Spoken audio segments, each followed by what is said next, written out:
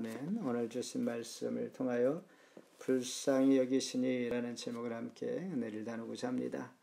사람이 고생하는 모습을 보면 불쌍한 마음이 듭니다.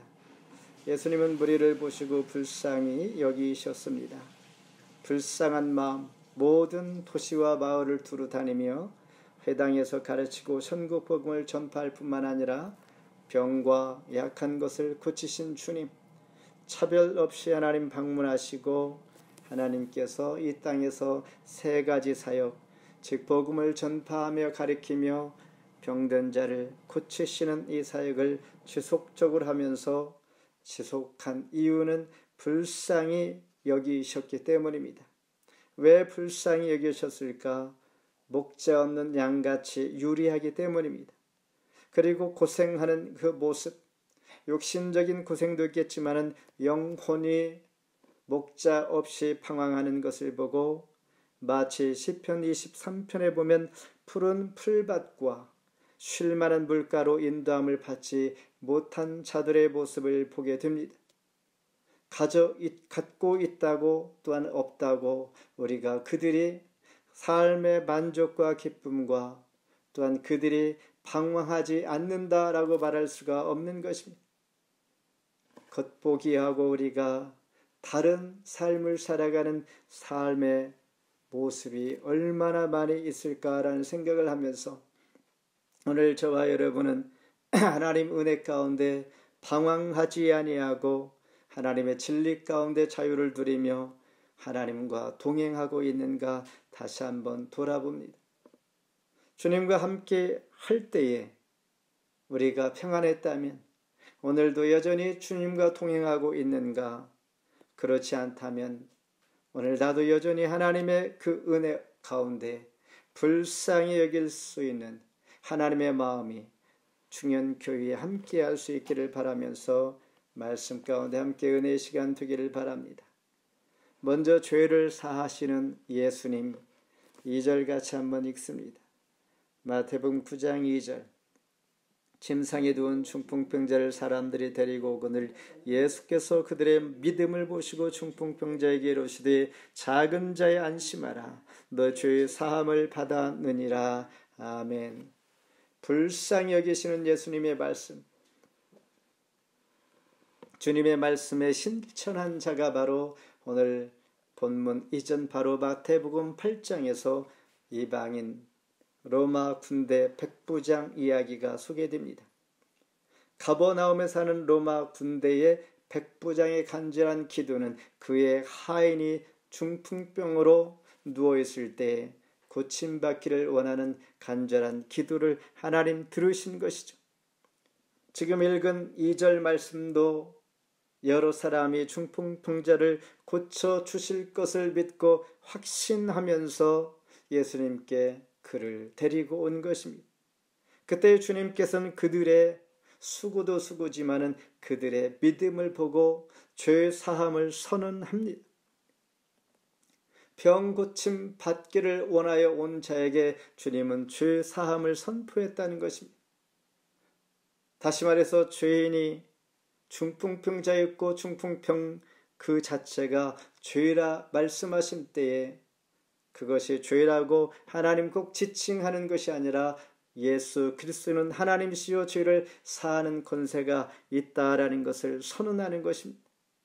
그때에 예수님의 행하시는 이 이적을 보고 간섭하는 자가 있는데 그들은 3절에서 바로 서기관들이었습니다. 그들이 말하기를 예수가 말하는 죄 사함을 선포할 때 하나님의 신성을 모독하도다 이렇게 말씀하면서 그가 하나님이 아닌 것을 그들이 부인하면서 신성 모독주로 몰고 있는 것입니다.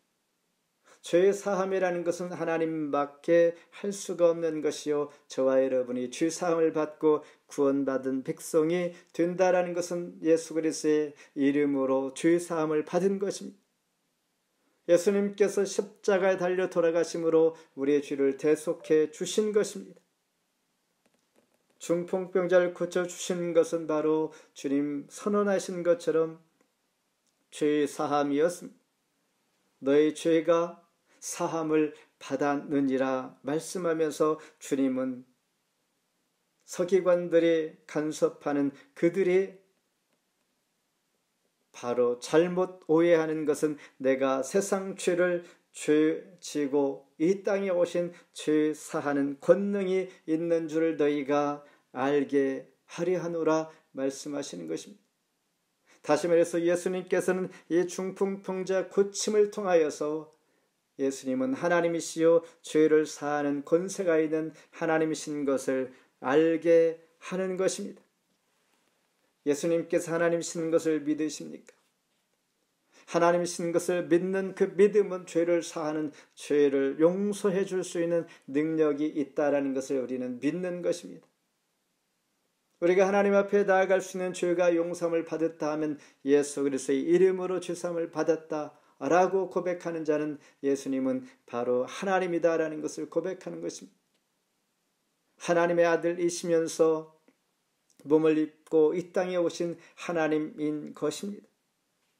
이와 같이 죄 사함의 권능을 보여주시는 주님은 2절 말씀과 같이 8절에서도 무리가 보고 두려워하며 이런 권능을 사람에게 주신 하나님께 영광을 돌리니라. 중풍병자를 치료하신 예수님께 하나님의 권능, 하나님께 영광을 돌린다라고 하는 것은 죄를 용서해 주시고 그 사함의 권능이 있는 분 예수님이 바로 하나님이다라는 것을 고백하고 있는 것처럼 저와 여러분도 우리의 죄를 용서해 주신 분이 바로 하나님이시요 예수님이시요 예수님은 바로 하나님이신 것을 고백하며 믿는 확신이 우리 안에 분명히 있기를 원합니다. 두 번째는 죄인을 부르러 오신 예수입니다. 11절 같이 한번 읽습니다. 바리새인들이 보고 그의 제자들에게 이르되 어찌하여 너희 선생은 세리와 죄인들과 함께 잡수시느냐.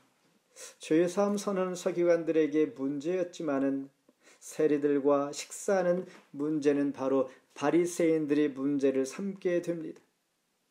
예수님께서 마태의 집에서 세리와 죄인들과 함께 식사를 할 때였습니다.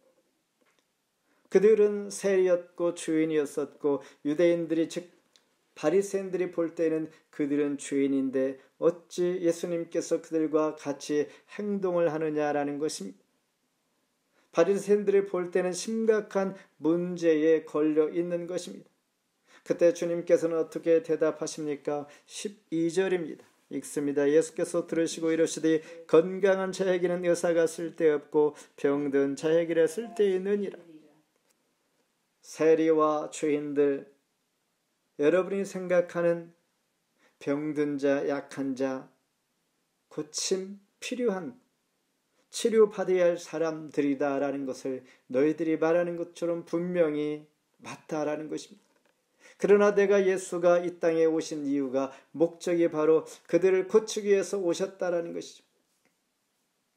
당신들처럼 의롭고 건강한 자에게 의사가 필요 없는 것처럼 내가 죄인을 위해서 이 땅에 왔는데 세리와 죄인들을 위해서 식사하면서 그들을 위해 함께하는 것이 마땅하지 않는가라는 말입니다.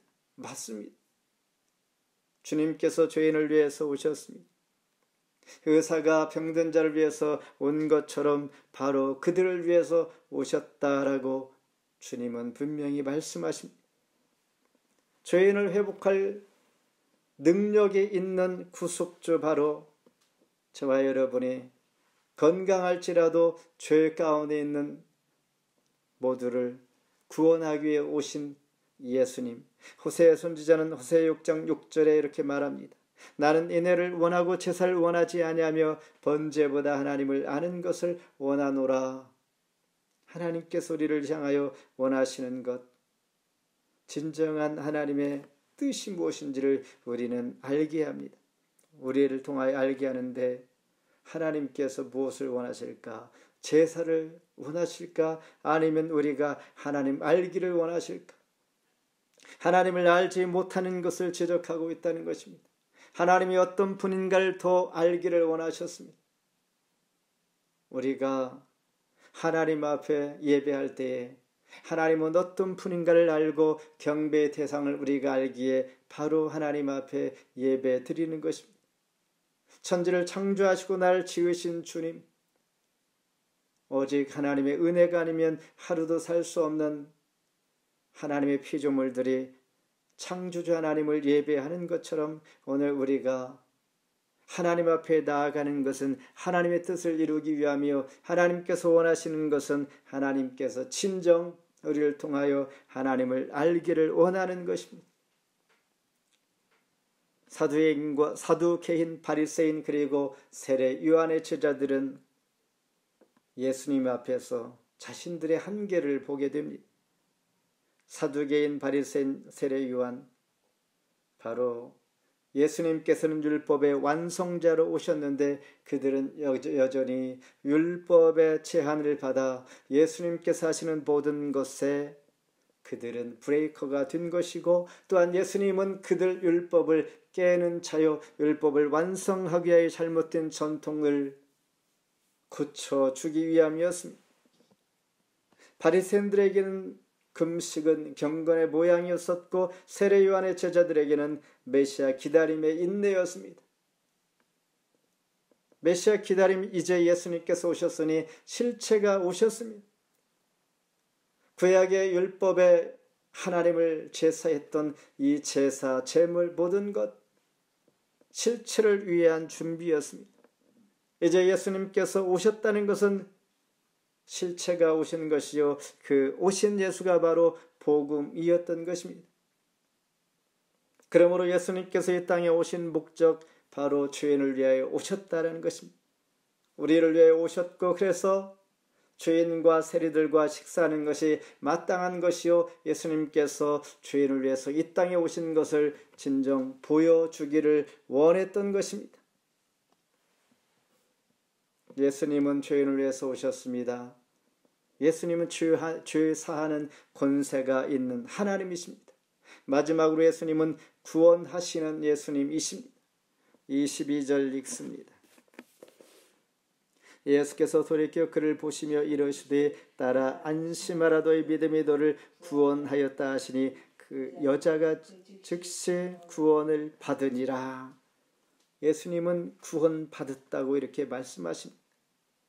18절에 보면 관리, 즉 회당장 야이로가 죽은 딸을 고쳐달라고 주님께서 오시기를 원했습니다.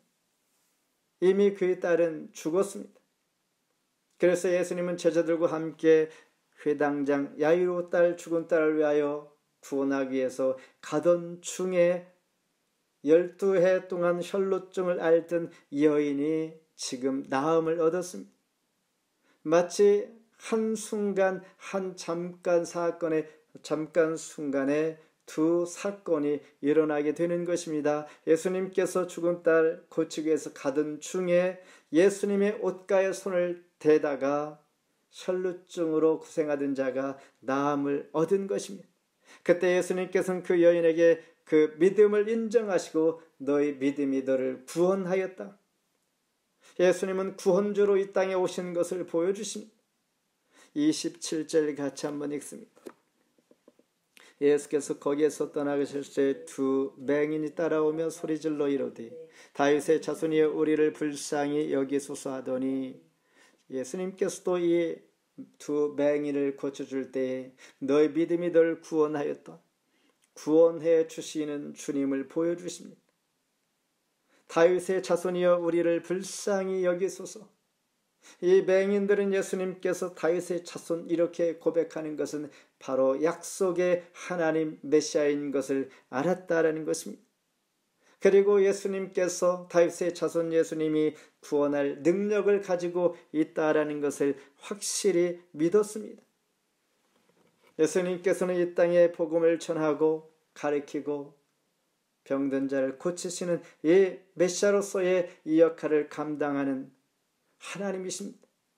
그래서 35절에 예수께서 모든 도시와 마을에 두루다니며 그들의 회당에서 가르치시며 천국 복음을 전파하시며 모든 병과 모든 약한 것을 고치시니라 말씀을 맺습니다.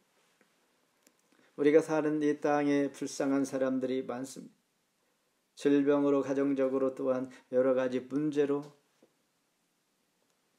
육적으로 건강할지라도 병든 자, 또한 고통하는 자, 또한 육적으로 약할지라도 하나님 영적으로 큰 위로와 힘과 평강을 누리는 자가 있거니와, 이 시대는 우리가 알 수 없는 수많은 문제로 인하여 도움과 또한 하나님의 은혜를 입기를 간절히 바라는 자들이 수없이 많이 있습니다. 어쩌면 오늘 예수님께서 말씀을 통하여서 불쌍히 여기는 자들, 믿는 자들에게는 하나님의 큰 위로가 있지만 믿지 않는 자들이 어떻게 위로를 받을 수 있을까? 마치 목자 없는 양처럼 유리하고 방황하는 자를 하나님 보시면서 말씀하시기를, 오늘도 그 문제 있는 곳을 향하여 주님 고치고 문제 해결자로 이 땅에 오신 주님께서는 그들을 향하여 나아갈 때 오직 불쌍히 여기는 마음이 주님께서 가지고 있었던 것입니다. 세상적으로 볼 때는 주님은 우리가 볼 때 불쌍한 분이었습니다. 가진 것이 없는 분이었습니다.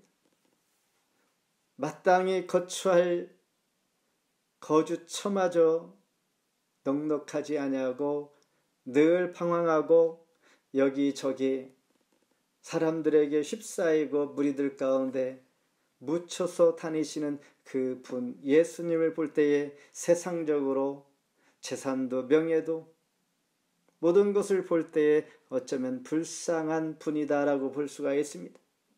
그런데 주님께서는 오히려 무리들을 보시고 불쌍히 여겼습니다. 주님께서 보시는 그 관점은 전혀 다르다는 것입니다. 그러므로 오늘 우리가 외모를 보고 또한 불쌍하다라고 할 때에 정말 불쌍한 자인가라는 것, 불쌍이 무엇인가? 불쌍히 여기는 마음은 치근히 여기는 마음이요, 예수님께서 참으로 영적으로 유리하고 방황하는 자, 그들이 불쌍히 보였다는 것입니다. 불쌍히 여기는 마음은 예수님의 가장 두드러진 성품입니다. 인생의 고통을 자기 자신의 고통으로 여긴 분, 실제 우리가 불쌍히 여길 사람들을 향하여 우리가 무엇으로 도와줄 수 있을까? 우리는 실제 도와줄 것이 없습니다. 도와줄 능력도 없고 힘도 없고 여건도 되지 않습니다. 단지 동정할 뿐입니다. 그러나 주님께서 우리에게 보여주신 것은 그들을 향한 불쌍한 마음, 하나님의 비전, 우리 비전이 되기를 원하실 때에 이렇게 가르쳐줍니다. 38절 같이 읽습니다. 9장의 제일 마지막 절, 그러므로 추수하는 주인에게 청하여 추수할 일꾼들을 보내 추수하라 하시니라. 추수 때가 되었는데 일꾼이 없어서 이삭이 열매가 떨어져 자칫 잘못하면 때를 놓쳐 썩어질 수가 있기 때문입니다. 물론 이 추수하는 것이 오랫동안 보존된다면 급하게 서두를 필요가 없습니다.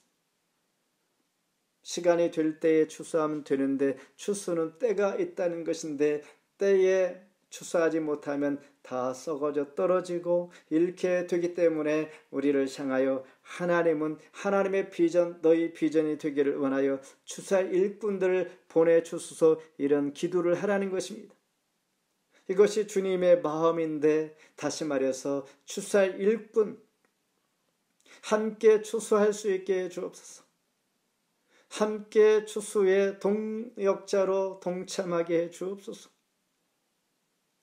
추수할 때는 잠깐인데 그 시기를 놓치지 않기를 원하시는 주님, 마치 예수님을 알지 못하는 자들에게 복음을 전하여 그들이 속히 마지막 때 주님 다시 오시는 그날 그들이 미스하지 않도록 준비할 수 있도록 준비시키는 자, 동역자를 찾으시는 것, 바로 저와 여러분이 그 자리에 부름을 받고 함께 동참하여 주기를 원하는 이 기도를 주님께서 제자들에게 가르쳐 주시면서 추수 일꾼들을 보내주시옵소서.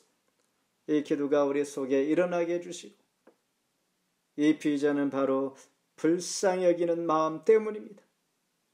죄인들을 구원하기 위하여 세리와 죄인들을 구원하기 위한 주님의 그 마음 아신다면 바리새인과 서기관들이 세례 요한의 제자들이 주님 앞에 컴플레인을 하지 않을 것입니다.